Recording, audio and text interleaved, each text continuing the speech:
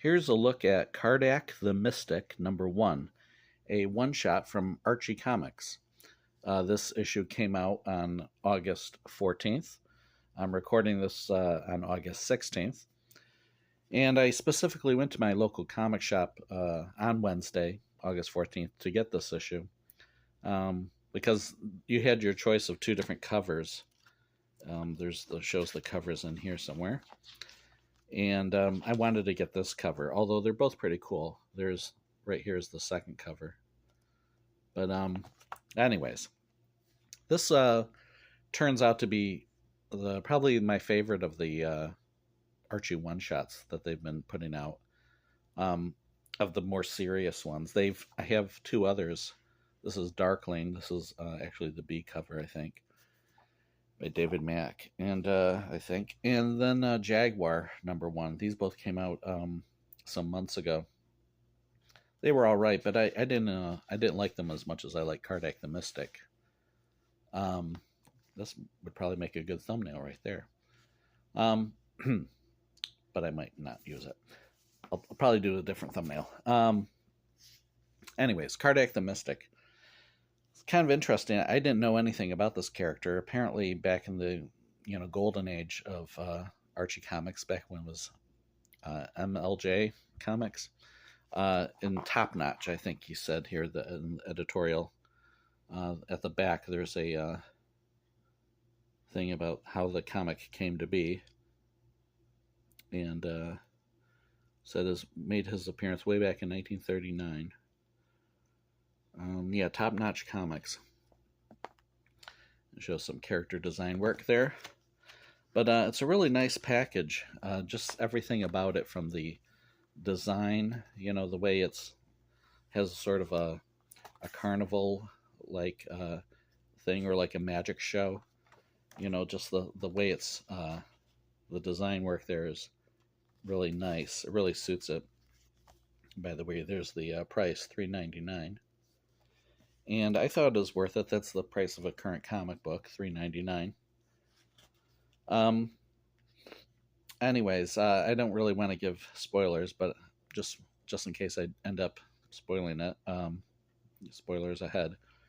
The art is really nice. It has a sort of classic look to it, sort of a classic retro-y look. And, somewhat like a Steve Rude type of style, but not as good as Steve Rude. And it's about this magician who ends up finding real magic. You can see there in this one panel, there's the what's it called there? The Enchantress Enchantments. That's the name of the store, which becomes kind of important in a subtle way. But you can see the costumes there of the Comet and the Jaguar of the classic superheroes. Anyways, he meets this old woman there, and who runs the shop. But it turns out, she gives him this like gem type thing that will give him real powers. But you can see there, like, another face, Enchantra's face, kind of comes out of the old woman's mouth, like this was all disguised. Anyway, it makes him invisible. This, by the way, looks like a Kevin Keller. Because this part takes place in Riverdale, so I wonder if that's supposed to be Kevin Keller right here, because he's referred to as Kevin. But anyways, so it's kind of creepy. There's like this shadowy figure that's sort of following him as he's using his powers and getting more and more famous.